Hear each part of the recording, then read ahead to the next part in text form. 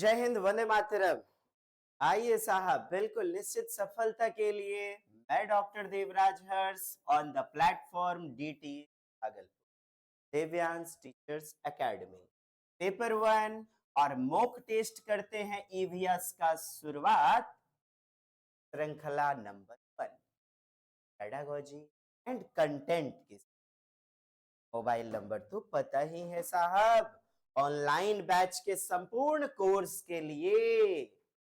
Number note, if have any inquiry then contact with आदरणीय राज sir, the director of रास education. उनके साथ बेहतरीन धमा चौकरी की टीम आपका स्वागत करती है। खाली खयाली पुलावे वाले। हाँ, देखिएगा प्रीवियस क्वेश्चन। कहता है नई दिल्ली हावड़ा राजधानी एक्सप्रेस 25 नवंबर 2025 को, कब साहब? 25 नवंबर 2025 को 16:50 घंटे। 16:50 का मतलब बताइए, पहले पीएम हुआ या एएम? क्या हुआ? अपराहन। क्या हो गया साहब? शाम का समय, अपराहन। हाँ जी, 12 बजे दोपहर 11:59 के बाद आपका पीएम हो गया। और ये 16:50 का मतलब 12 4 कितना? 16, अर्थात 4:50 पीएम में नई दिल्ली स्टेशन से चलती है। और 26 नवंबर 2022 को 12:05 यानी 12:05। तो 12:05 दिया गया है, इसका मतलब क्या हो जाएगा? एएम, अर्थात पूर्वाहन का समय। ऐसा समय पूर्वाहन, अर्थात रात के 12:05। नहीं, 12 के बाद आपको 13 तो नहीं बोला जा रहा है, 12:05 बोला जा रहा है, अर्थात पूर्वाहन का समय। पर हावड़ा पहुंचती है यदि रेलगाड़ी की औसत चाल, लीजिए साहब, डिस्टेंस दे दिए, आपको स्पीड दे दिया गया है 80 किलोमीटर प्रति घंटा। Speed 80 kilometre per hour. तो बताइए नई दिल्ली और हावड़ा के बीच की दूरी क्या है? आपसे डिस्टेंस पूछ लिया गया है प्रश्न में। और ऐसा एक प्रश्न पक्का फिक्स रहेगा, तो आपको करना कुछ नहीं है। चलिए साहब, देखते हैं 25 नवंबर 2022। 25 नवंबर ना, 25 नवंबर 16:50। तो आप एक बात बताइए तो बहन, हाँ, 16:50 यानी कि शाम में 4:50 पर ट्रेन में चढ़ी। तो उस रात तक, 24 घंटे तक कितने देर ट्रेन में रहेगी? इसके लिए आपको 24 घंटे घटा लेना है। 16, बात समझा आपने? ऐसा काम क्यों? इसी शाम में नहियर जाने के लिए बहन जी चढ़ी ट्रेन पर, तो 24 घंटा रथ का समय तक माइनस कीजिए, तो कितना आ गया आपका इधर? एक लिया कैरी, तो साहब 1 घंटे में 60 मिनट, यानी 60 कैरी जाएगा, याद रखिएगा। 60 में 50 गला कत 10, 23 में 16 घटाइए 7, यानी 7 घंटे 10 मिनट। अर्थात ट्रेन पर 7 घंटे 10 मिनट 25 नवंबर को। पहुंच कब रही है? 26 नवंबर को। नहीं, तो 26 नवंबर को। अब देखें, 7 घंटे 10 मिनट, ये हमारा 25 नवंबर का समय हो गया, टाइम टेकिंग। और फिर 26 नवंबर को आ, आ, आ, 12:05, अर्थात सोच के देखिए जरा सा, प्लीज थिंक अबाउट इट। इधर का आपका समय, नहीं, तो टोटल कितना हो गया जी? सही है, 12 और 7, 12 घंटे। ये हमारा 12:05, ठीक है। अब आप टोटल समय 19 घंटे 15 मिनट, 19 घंटे 15 मिनट क्या निकाला हमने समय। और आपका ना साहब दिया गया है क्या, 80 किलोमीटर प्रति का ये चाल दिया गया, स्पीड दिया गया है 80 किलोमीटर प्रति घंटा। तो पुट कर देते हैं वैल्यू को, चाल बराबर दूरी बराबर चाल गुना समय। तो चाल हमारा 80 आ गया है। अब इसे आप गुना करें तो कितना प्राप्त हो रहा है, कुछ नहीं, 8 से गुना कर लीजिए। आ गया, गुना कीजिए जल्दी से।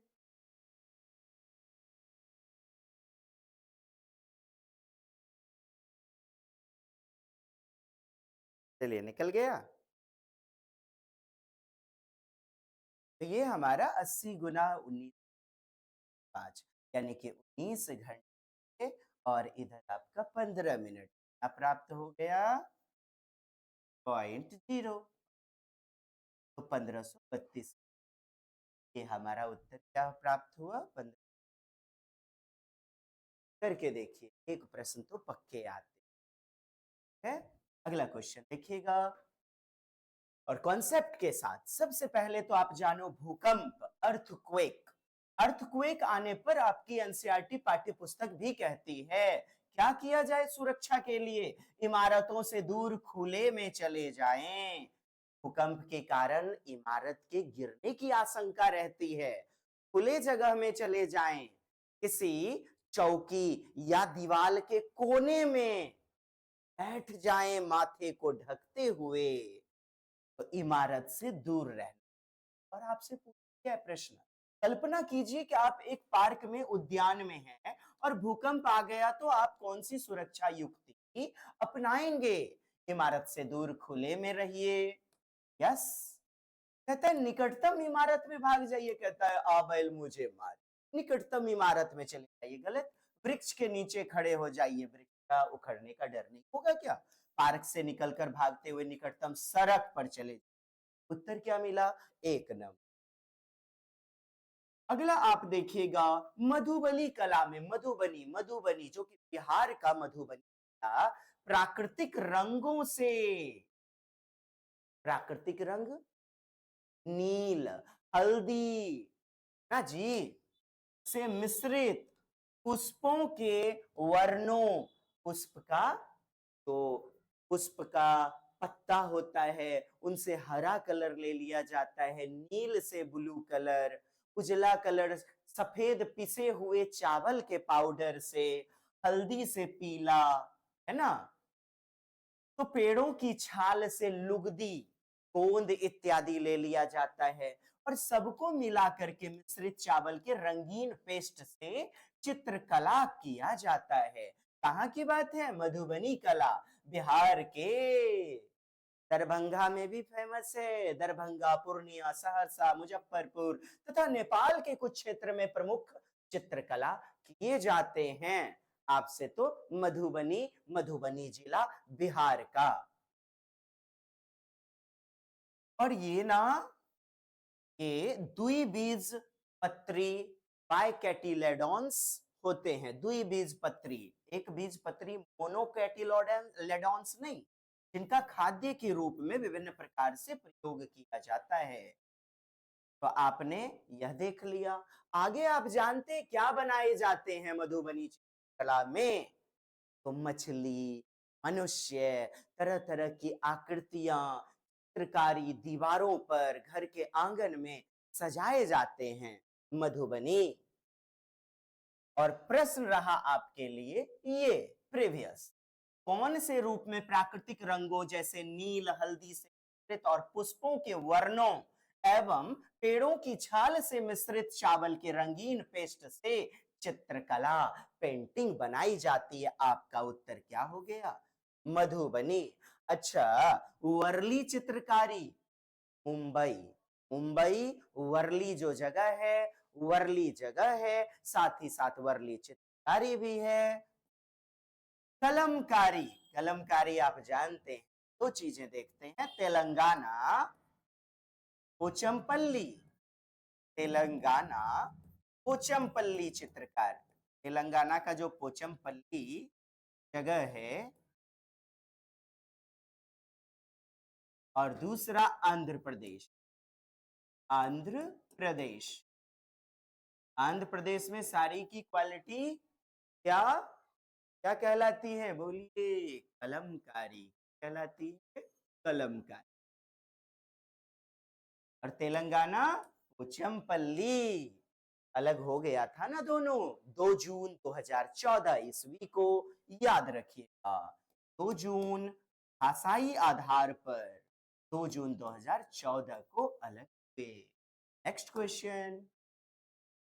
कॉन्सेप्ट के साथ जबरदस्त आगाज भागलपुर, और ऑनलाइन फी अभी the discount offer only 69, which real is 1,999 rupees, but in this time it is in the offer segment, so please cooperate us and purchase this batch because it is only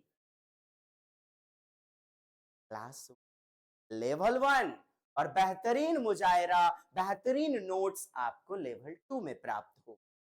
चलिए, गेहूं, जौ, हरी मटर, जीरा, चना, गेहूं इत्यादि सरसों, मटर, चना रबी फसलें हैं। फसलें हैं, रबी फसलें हैं। कैसी साहब? रबी फसलें।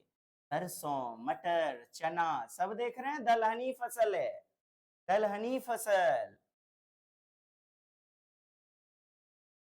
और रहा प्रश्न आपका पूछा गया, कहता है ऐसे भोज्य पदार्थ के एक सेट का, समुच्चय का चयन करें जिन्हें पौधों के एक जैसे पार्ट से, समान भाग से प्राप्त किया जाता है। कहता है सेब, गन्ना, अदरक, गाजर। अच्छा, गन्ना तो नगदी फसल है ना।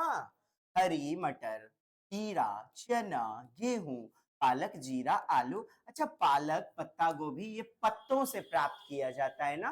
कह रहा है पौधों के समान भाग से, अर्थात तना है तो तना ही होगा, पत्ते हैं तो पत्ते ही होंगे, फल वाले भाग हैं तो फल ही होंगे।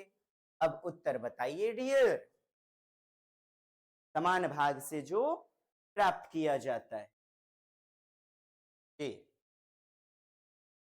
हरी मटर, जीरा, चना, गेहूं, बताते जाइए जल्दी से। आप कहेंगे बिल्कुल सर। हरी मटर, जीरा, चना, गेहूं ये सभी क्या बीज हैं? क्या हैं? बीज। आपका अदरक, साथ ही साथ आलू, तना है, तना है, स्टेम। आलू प्याज जल्दी आओ। हाँ जी।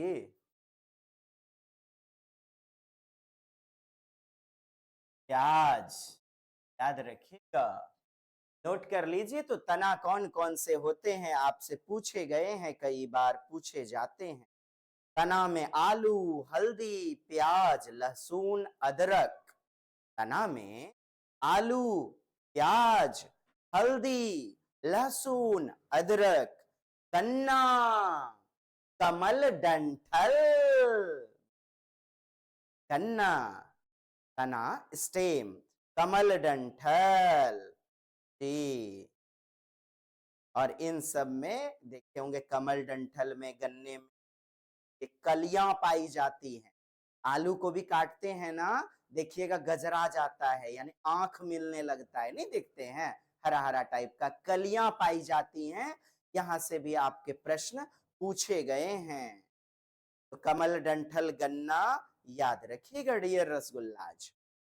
हल्दी, आलू, लहसुन, प्याज, अदरक ये सभी स्टेम होते हैं, स्टेम वाले भाग। सेब, टमाटर, अदरक। ये देखिए, अदरक देकर के गड़बड़ कर दिया ना। इधर देखिए, इधर आपका गन्ना दे दिया गया, अदरक दे दिया गया। ये सब क्या है? तना है, तना। लेकिन गाजर क्या है? जड़ है। गाजर क्या है? जड़। सेब क्या है? फल, फल वाला भाग। आप समझ चुके हैं प्रश्न को? which is propagated by same part of the plant, पौधों के समान भाग से प्राप्त किए।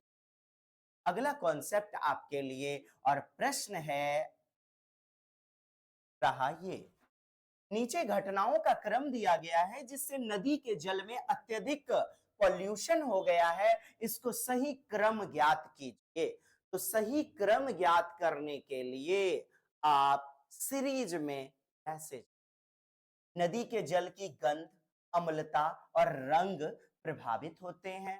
सबसे पहले क्या इसे चेक किया जाए? जल में जलीय जीवन जीवित नहीं रह सकता। जब घुलनशील हो जाएगा, तरह तरह का रसायन सांद्रित होगा तभी ना। सभी व्यवहारिक उद्देश्य के लिए नदी डेड हो गई है, बाद वाली बातें। जल में हानिकारक रसायन अधिकता में छोड़े गए हैं, हानिकारक रसायन अधिकता में छोड़े गए। तो याद रख लीजिएगा, सबसे पहले आप कल कारखानों से निकला हुआ रसायन जल में घुलित होगा, अर्थात जल में हानिकारक रसायन अधिकता से छोड़े गए। फिर उसके बाद बी नंबर, नदी के जल की गंध, अम्ल और रंग इफेक्टेड होगी। फिर सी नंबर में जल में जलीय जीवन अब जीवित नहीं रहेगा, जीव जंतु मरते चले जाएंगे। और डी नंबर में आप कहोगे नदी अब डेड बन चुकी है। तो साहब हमारा उत्तर क्या प्राप्त हो गया? जी बताइए, कमेंट्स करेंगे उत्तर। प्रश्न आपके सेगमेंट के।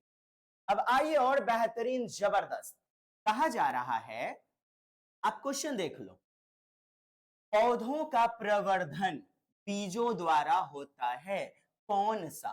पौधों का प्रवर्धन यानी कि पौधों के गन्ना, आलू, पत्ता गोभी, चावल, गेहूं, ओट्स, आलू,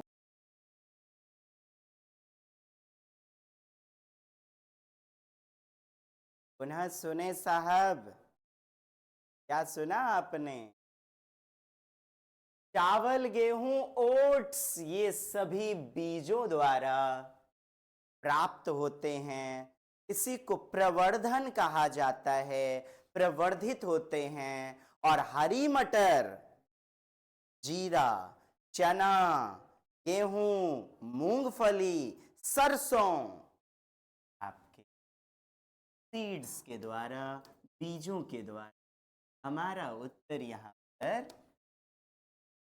क्या? चलिए देखिएगा, उस राज्य के लोगों का मुख्य भोजन जहां से पीवी सिंधु कहां से हैं? सबसे पहले तो ये बातें आप नोट करते जाएं।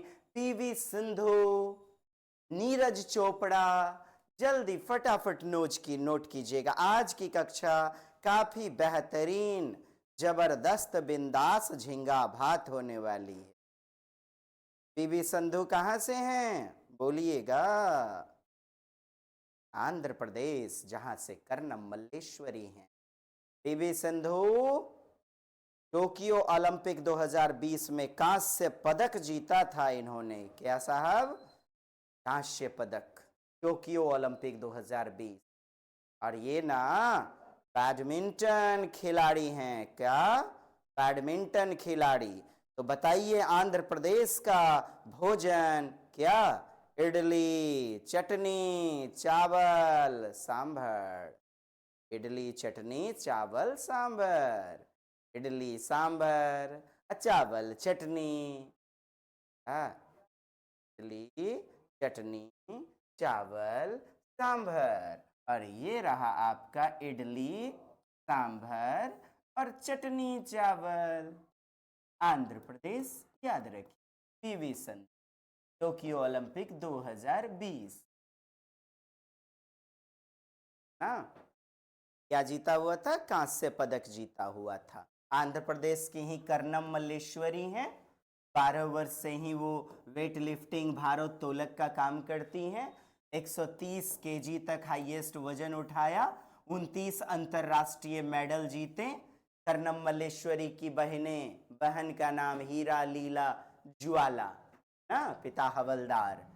चलिए आगे बढ़ते हैं। टेपियोका कहाँ? Kappa cassava, Kerala. अगला क्वेश्चन आपका देखिएगा, पूछा गया था आपसे रीजनिंग टाइप का। ए की दो बहनें बी और सी हैं, ए की दो बहन बी और सी, तो बी आपका फीमेल है और सी आपका फीमेल। ये दोनों बहनें, ए का डी पति है। ए का पति कौन है साहब? डी। ए का पति कौन है? डी। तो डी आपका प्लस हो गया, पति है। बी और सी की पुत्रियां का डी से क्या संबंध है? बी और सी की पुत्री, इनकी जो बेटी होगी, इनका संबंध डी से। बताइए, इन डी जब प्लस हो गया तो माइनस से ना होगा, माने मौसी है, बचवा के ई लगा मौसी, तो ई के हो गया मौसा। नहीं हुआ? आपसे डी से संबंध पूछा जा रहा है, तो डी क्या हो जाएगा? मौसा। और इंग्लिश में मौसा को क्या अंकल कहा जाता है, तो क्या हो जाएगा? डी उनके अंकल हैं जी। इसे अंग्रेजी में जरूर देखिएगा। अगला क्वेश्चन है, आक, मदार, अकौआ नहीं जानते हैं जी? हवा के द्वारा सूख जाता है तो उसका बीज क्या होता है? फैलता है, तो वही अकौआ है, मदार। तो वायु द्वारा प्रकीर्णित होते हैं, प्रकीर्णित, स्कैटर्ड, फैलते हैं, स्कैटर्ड वायु के द्वारा। आक यानी मदार एक औषधीय पौधा है, नहीं कहते हैं आक का पौधा जो है आंखों में दूध लग जाएगा, नहीं। इसका पुष्प सफेद, छोटा, छत्तादार एवं रंगीन चित्तियों वाला होता है ना, छत्तादार। इसका पुष्प, ये पुष्प सफेद टाइप का होता है, भोलेनाथ को चढ़ाते हैं, नहीं, हर हर महादेव। रंगीन चित्तियों वाला पत्ता होता है। इसके फल आम के ही बराबर, लगभग आम की तरह ही हरा वाला फल जो होता है, जिनमें रुई, कपास होती है। क्या होती है? कपास, रुई। इसके पत्ते बरगद के समान मोटे होते हैं, बरगद के समान मोटे होते हैं के पत्ते। इसका प्रयोग गठिया और हड्डी की सूजन कम करने में किया जाता है, नहीं, इसको सेकते हैं, सेक करके फिर जो है ना रखा जाता है जहां पर जो है सूजन हो गया है। ये आपके लिए इंपॉर्टेंट फैक्ट थे। कपास क्या? रुई, कपास, रुई, रुई। ये कपास भी क्या आपसे पूछा जाएगा, तो हवा के द्वारा प्रकीर्णित होते हैं, हवा के द्वारा ये भी प्रकीर्णित होते हैं, स्कैटर्ड होते हैं, फैलते हैं। आपने देखा होगा जैसे कि वायु के द्वारा फैलने की संभावना, सूरजमुखी, आंख मदार, आम, निपेंथिस, जेंथियम, जेंथियम। आपका उत्तर बताइए क्या हो जाएगा? चलिए समझ चुके हैं। अब आप थोड़ा सा पॉइंट नोट्स कीजिए। हवा के द्वारा प्रकीर्णित, हवा के द्वारा प्रकीर्णित होता है, फैलता है। और फिर बंदरों के द्वारा, ऐसा प्रश्न जानवरों के द्वारा, आम जिसमें आप उत्तर लिया करते थे, नहीं, पशु पक्षी वगैरह आम की गुठलियां लेकर के इधर उधर चले गए, इससे भी क्या होगा? एक जगह से दूसरे जगह चले जाया करता है। तो हवा के द्वारा फैलने वाला आक, जिसे मदार कहते हैं, है ना, ये कहां पाए जाते हैं? शुष्क, ऊसर और ऊंची भूमि में प्रायः दिखाई देता है, शुष्क, ऊंची भूमि में। ऐसा ही और नाम नोट कर लीजिए, आर्किड, कपास, सिंहपर्णी, आर्किड, कपास जी, नोट कर लीजिए। काफी ज्यादा एकदम तूफान मचाया था 2023 की परीक्षाओं में। आर्किड, कपास, रुई जिससे निकलती है, कपास, सिंहपर्णी का पौधा जी। चलिए समझ गए आप। अब पशुओं के द्वारा आपसे पूछा जाए, स्कैटर्ड बाय एनिमल्स, पशुओं के द्वारा, तो पशुओं द्वारा फैलते जो हैं आम, सबसे पहले आपका आम, खजूर, क्या, खजूर, टमाटर, समुद्री अंगूर, समुद्री अंगूर, आम, आम, खजूर, टमाटर, समुद्री अंगूर, ये सभी आपके पशुओं के द्वारा फैलते हैं।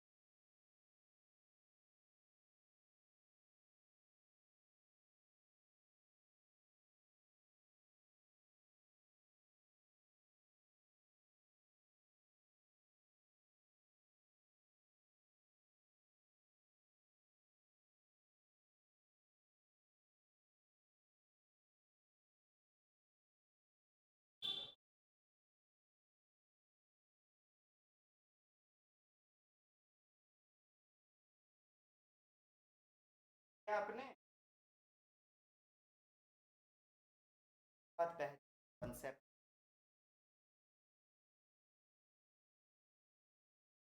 ठीक है, तो वायु के द्वारा, scattered by air, scattered by air, और फिर स्कैटर्ड बाय एनिमल्स। अगला क्वेश्चन देखते हैं डियर, और आपसे पूछा जाता था 2023 में, जो पूछा गया था, आटा जो बनाते हैं ना रोटियां, तो सबसे पहले किन चरणों से गुजरना पड़ता है? सबसे पहले एक पात्र में आटा लेंगे, फिर आटा को गूंथेंगे, लोइयां बनाएंगे, लोइयां, गुलिया बनाते हैं, नहीं, लोइयां जिसे कहते हैं।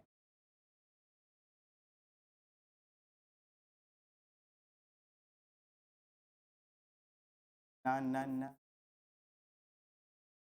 गेहूं का आटा बनाएं, गेहूं से आटा बना लीजिए, पहले पिसा लिए, फिर एक पात्र में आटा लीजिए, फिर गूथे गूथे के आटे से पेरे बनाएं, यानी लोइयां, लोइयां, गुलिया जिसे बोलते हैं, लोइयां, पेड़ा बनाया, और फिर रोटी को सेक लिए। 2 नंबर उत्तर हो जाएगा। अगला क्वेश्चन बनिएगा, उर्वरक, फर्टिलाइजर, फर्टिलाइजर, केमिकल वाला ना जी, रासायनिक, रासायनिक, रसायन से बना हुआ रासायनिक उर्वरक, रासायनिक उर्वरक की अपेक्षा खेतों में खाद, खाद क्या, हरी खाद इत्यादि, मैन्योर का उपयोग करने की सलाह दी जाती है, क्योंकि खाद जैव निम्नीकरण है, यानी जीव जंतुओं को कम मारता है, न के बराबर मारता है। जैसे केचुए वाला, नहीं, तैयार करते हैं, जो कंपोस्ट तैयार करते हैं, गोबर खाद तैयार किया जाता है, तो कहता है कि खाद जो है जैव निम्नीकरण है, तथा इससे प्रबल रासायनिक अभिक्रिया नहीं होती, यानी कि केमिकल रिएक्शन नहीं होता। गोबर खाद या फिर सड़े गले हुए फल के अपशिष्ट, खड़े पत्तों के अपशिष्ट, पेड़ पौधों के अपशिष्ट, तो इससे रासायनिक अभिक्रिया नहीं होती, और मिट्टी की उर्वरा क्षमता बनी रहती है, मिट्टी की उर्वरा क्षमता बनी रहती है, और ना ही इससे मृदा में, मिट्टी में सूक्ष्म रंध्र बनते हैं। क्या? सूक्ष्म, छोटे छोटे छेद भी नहीं बनते हैं। पढ़िए, बहुत बेहतरीन कॉन्सेप्ट है, पढ़ा जाए।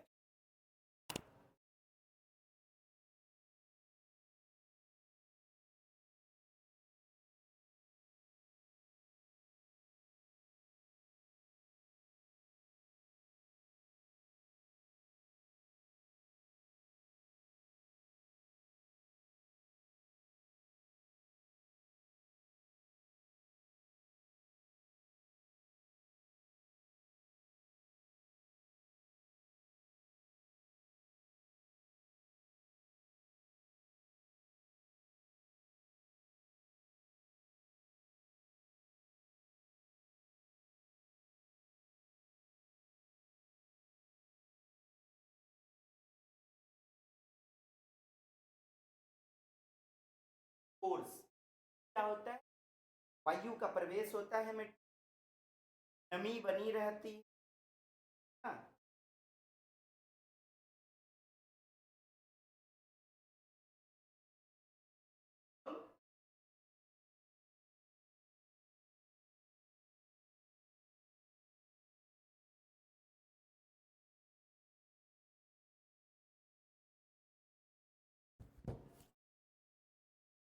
पशु पक्षियों के मलमूत्र, फसल अवशेष, उद्योगों के उत्पाद आदि के विघटन से निर्मित पदार्थ जैविक खाद कहा जाता है, जिसे जीवाश्म खाद भी कहा जाता है। जीवों के अंश पाए जाते हैं। बहुत सारा कॉन्सेप्ट यहाँ पर आपके लिए निर्मित है, तैयार है। अब प्रश्न है, उर्वरों की अपेक्षा यानी फर्टिलाइजर की अपेक्षा खेतों में मैन्योर का प्रयोग करने की सलाह दी जाती है। क्यों? खाद जैव निम्नीकरण है। बात है सही। खाद से एक प्रबल रासायनिक अभिक्रिया क्या होती है? नहीं होती है। खाद से मृदा में सूक्ष्म छेद बनते हैं। आप कहेंगे खाद से छोटे छोटे छेद बनते हैं। मिट्टी कोड़वाते हैं, चाष करवाते हैं, जोतवाते हैं। क्यों? ताकि हवा, नमी, नीचे आर्द्रता, मॉइस्चर बना रहे। छोटे छोटे रंध्र, पोर्स, छेद बने रहते। खाद की बड़ी मात्रा में आवश्यकता होती है। कहता है भारी मात्रा में आवश्यकता। ए, बी और सी, क्योंकि यहां कह रहा है बड़ी मात्रा। ए, बी, सी हमारे उत्तर हो जाएंगे। अगला क्वेश्चन है आपका कि गंगा नदी के किनारे बसे स्थानों पर भ्रमण करना चाहते हैं आप, तो आप किन स्थान यानी गंगा के किनारे कौन कौन से क्षेत्र, तो गंगा के किनारे कौन कौन से क्षेत्र बताइएगा? कोलकाता, कानपुर, वाराणसी, पटना, हैदराबाद, वाराणसी। बहुत बेहतरीन कॉन्सेप्ट, बहुत ही बेहतरीन, जबरदस्त। चलिए, गंगा के किनारे आपसे पूछा जा रहा है, बोला जा रहा है, तो गंगा किसके किनारे, चलिए बताइएगा।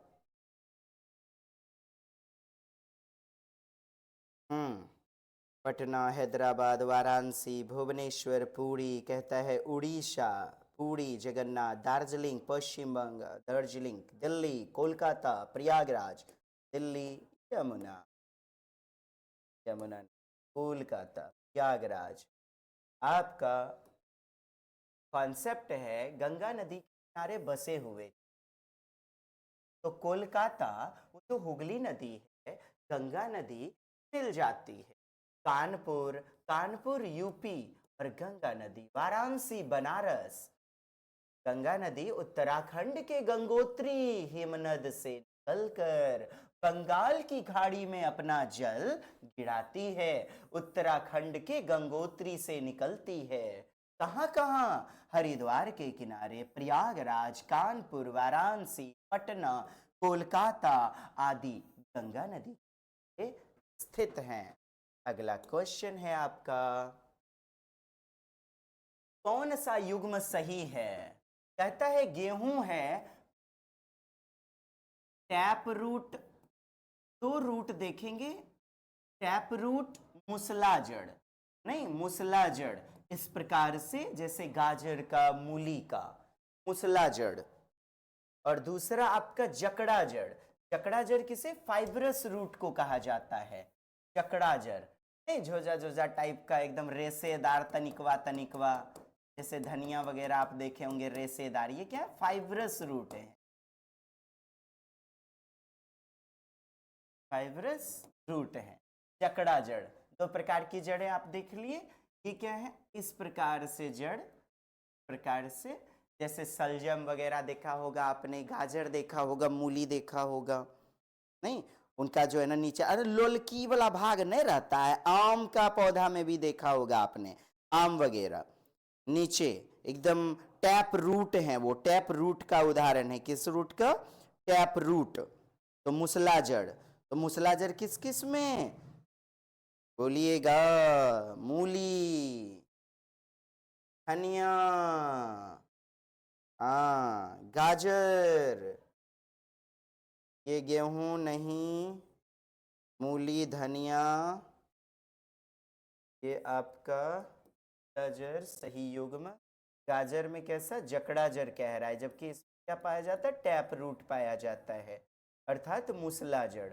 बांस में कहा जा रहा है आपका मूसला जड़। ये बांस देख लिया जाए, बांस भी आपने देखा होगा साहब, मकई देखा होगा, मकई,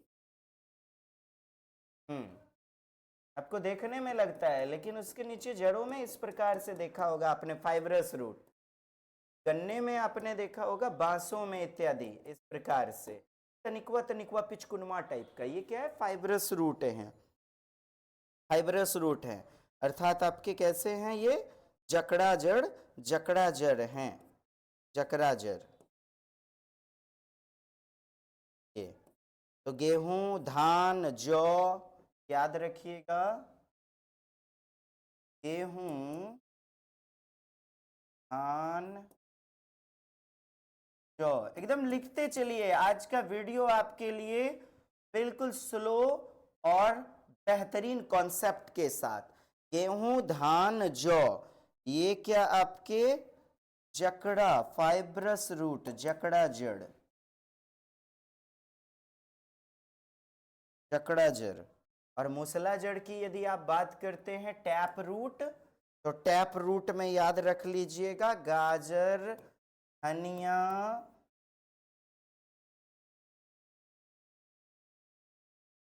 मूली,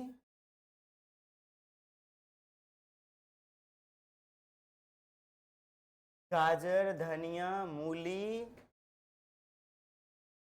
मूसला जड़, ठीक है। अब आप एक और कॉन्सेप्ट देखिए, पत्ते इनके कैसे होते हैं, पत्ता, पत्ता में भी आपसे प्रश्न पूछा गया है, पत्ता, ये देखिए, ये जो है ना, ये मेन वेन है, इसे मुख्य सिरा कहते, मुख्य सिरा, मेन वेन, कैसा वेन, मेन, मुख्य। और ये जो आपका सिरा है ना, ये पैरेलल है, समानांतर सिरा, समानांतर। प्रश्न तो इतने आ रहे थे ना, एकदम काफी तूफान मचाया था ये कॉन्सेप्ट, पैरेलल वेन अर्थात समानांतर सिरा। और दो प्रकार के पत्ते देखे होंगे, जैसे तुलसी वगैरह मसलिएगा ना, तो आपको ये छोटा छोटा रेशेदार जालिका विन्यास मिलेगा, रेशेदार, ये एकदम जो है ना, इसको रेसा रेसा टाइप का बहुत पत्तों में मिलेगा और बहुत पत्तों में नहीं मिलेगा। तो ये क्या है, जालिका सिरा विन्यास, जालिका, एकदम कॉन्सेप्ट को नोट किया, जालिका सिरा विन्यास, जाल जाल टाइप का जालिका सिरा विन्यास, वेव पेन। अब जो टैप रूट हैं, ठीक, उनमें जालिका सिरा विन्यास पाया जाएगा, के पत्तों में जालिका सिरा विन्यास पाया जाएगा। और जो जकड़ा जड़े हैं ना, इनमें नहीं पाया जाएगा जालिका सिरा विन्यास। जैसे आपने मकई का पत्ता देखा होगा, पत्ते को फाड़िएगा ना, डायरेक्ट एकदम फटेगा, नहीं, डायरेक्ट एकदम फटता है, लेकिन आपने टैप रूट में जैसे कि गाजर, धनिया, मूली, मूली के पत्ते को मसलेंगे ना, गाजर के पत्ते को, तो जाली का सिरा विन्यास मिलता है। जाली का सिरा विन्यास कई बार प्रश्न आए हुए, सिरा विन्यास पाया जाता है किसमें? टैप रूट में। किसमें? टैप रूट में, मूसला जड़ों में। ठीक है डियर, एकदम इस कॉन्सेप्ट को ही खत्म कर डाला आज हमने। अगला कॉन्सेप्ट बढ़ते हैं आगे।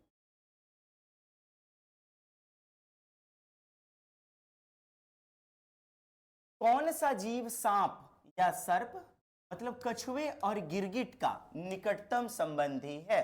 तो गिरगिट भी रेंगता है, कछुआ भी रेंगता है, सांप भी रेंगता है। ये रैप्टाइल्स, सरीसृप कहलाते हैं। रैप्टाइल्स, सरीसृप कहलाते हैं। तो अब बताया जाए, जैसे गिरगिट है ना साहब, वैसे ही आपका क्या क्या छिपकली हो जाएगा, या मेढक हो जाएगा, या चमगादड़, या मछली? मछली तैरती है, चमगादड़ उड़ता है, मेढक फुदकता है। क्या उत्तर मिल गया? बोलिए ना। बिल्कुल, छिपकली। और छिपकली आपने देखा होगा, ये क्या हाइबरनेशन, चिर निद्रा में चले जाते हैं, यानी 3 से 4 महीने सोने चले जाते हैं। हाइबरनेशन, चिर निद्रा। आइए कुछ कॉन्सेप्ट ले लें। छिपकली, कछुआ और गिरगिट सांप का निकटतम संबंधी है, क्योंकि छिपकली कार्डेटा फाइलम का जीव है। कार्डेटा फाइलम, छिपकली स्क्वेमाटा जीव, वैज्ञानिक गण के सरीसृप प्राणियों का एक परवर्ती समूह है, जिसमें अंटार्कटिका के अतिरिक्त विश्व भर के प्रत्येक बड़े भूभाग में मिलने वाली लगभग 6000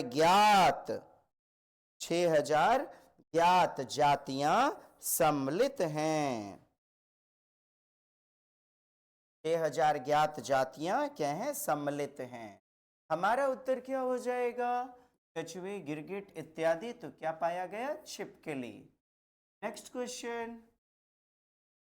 चलिए, पेंगुइन से संबंधित आपका प्रश्न है। पेंगुइन क्या लक्षण गुण नहीं है पेंगुइन का? तो कहता है इनकी त्वचा मोटी होती है, इनके शरीर में बहुत फैट होता है, वसा होता है। ठीक।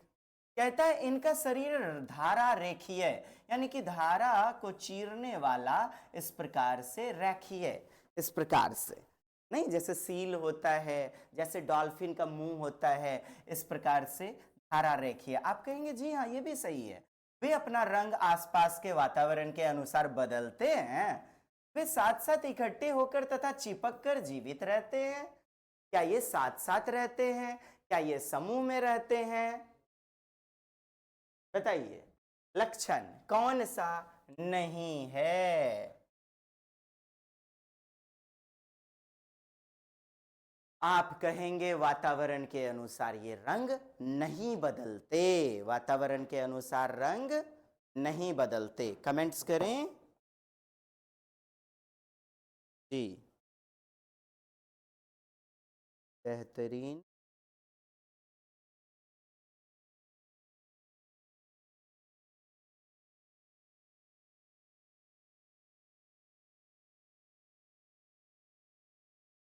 ठीक है साहब, बहुत बेहतरीन, बहुत अच्छा। हाँ, चलिए नोट कर लीजिए, एकदम मैं बता देता हूं। हाँ, बहुत ही इंटरेस्टिंग फैक्ट। चलिए ठीक है, बहुत अच्छा। आपका कमेंट्स प्राप्त हो रहा है, धन्यवाद। ठीक है साहब, तो पेंगुइन की त्वचा ना मोटी होती है, पेंगुइन की त्वचा मोटी होती है, और उनका शरीर पर ना, उनके शरीर पर फैट पाया जाता है ठंडी से बचने के लिए। मोटे आदमी को देखा होगा, ठंडा कम मारता है, तो फैट पाया जाता है, वसा पाया जाता है। उनका शरीर जो है ना धारा रेखीय होता है। वे अपने आप जो है ना एकदम ये साथ साथ इकट्ठा होकर के रहते, क्या रहते? समूह में रहते हैं। ठीक है। आप कहेंगे कि रंग बदलता है, तो रंग नहीं बदलता है। और ये कहाँ? ये दक्षिणी गोलार्ध में मुख्य रूप से मिलेगा, दक्षिणी गोलार्ध में। अंटार्कटिका के ठंडे क्षेत्रों में, अंटार्कटिका के ठंडे क्षेत्रों में दक्षिणी गोलार्ध में विशेषकर पाया जाता है। दक्षिणी गोलार्ध में, साउथर्न हेमिस्फेयर के अंटार्कटिका में पाया जाता है। याद रखिएगा, 5 महासागर होते हैं ना, अटलांटिक, आर्कटिक, हिंद महासागर, नहीं, अंटार्कटिक, प्रशांत महासागर। तो ये कहाँ पाया जाता है? आपका अंटार्कटिक के ठंडे प्रदेश में।